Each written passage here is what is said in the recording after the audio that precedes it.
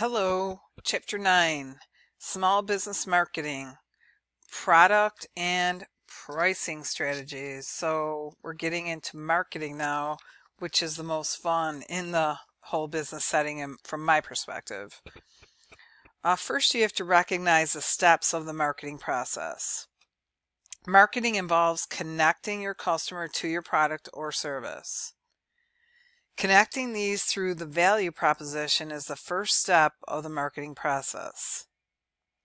Using the value proposition to craft the 4 P's, product, place, price, promotion, of the marketing is the second step. Use customer roles and profiles to help define the target market. Customers can hold many roles as end users. They're purchasers, they're decision makers, and influencers. Customer profiles are created to help understand the types of customers.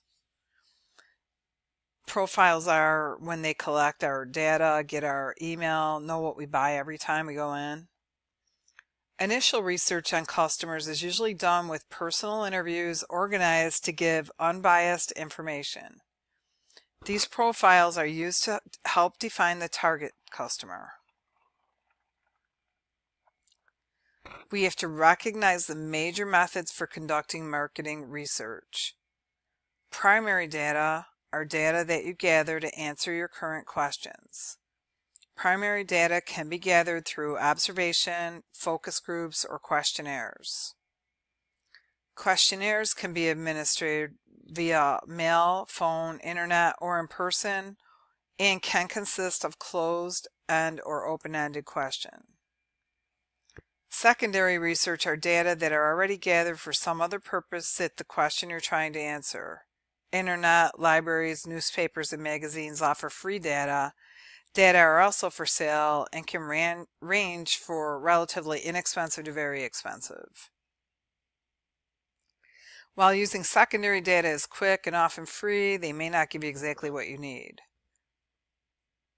You need to analyze your firm's distinctive competence and customers' needs to build your value proposition. In addition to developing the marketing section of a business plan, with a little additional work, it's possible to create a standalone marketing plan for your business. You have to recognize the characteristics of goods and services. Goods differ from services in tangibility, inseparability, perishability, and heterogeneity. Very few true goods or services exist. Most products fall somewhere along a goods services continuum and have components of each. So therefore, you have to define the total product. A product is a bundle of services and goods that has 3 basic levels: core, augmented, and total product. Understanding the total product allows you to concentrate on the features and aspects important to the customers and to coordinate your other marketing activities. So you have your core product, and your augmented means something additional, like let's say Tide detergent, and it's augmented with Downy in it, and that gives you your total product. So they came up with adding the softener to the laundry soap, which gives you the total product. We have to differentiate the stages of new product development. The stages include idea generation, knowing that you need something, idea screening, idea evaluation, product development, and commercialization. During the product development phase, prototypes can be developed in order to do additional screening, and test markets or test market simulations can be run.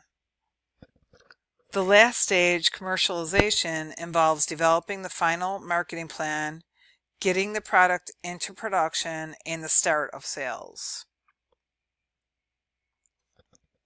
Consider the impact of the product life cycle. So now you have to look at the life cycle of this product.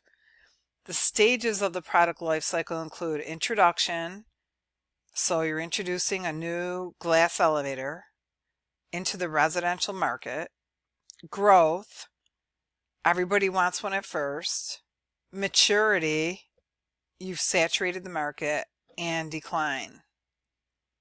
From a marketing viewpoint, the different stages tell us about the competition and how to focus the individual elements of the marketing plan: product, price, promotion, and placement. All services are usually more able to make incremental changes almost continually.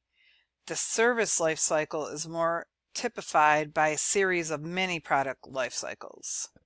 So you have to look at the life cycle of your product and decide when it's starting to go into maturity and come up with a new idea or innovation to keep ahead of the competition, to keep your competitive advantage.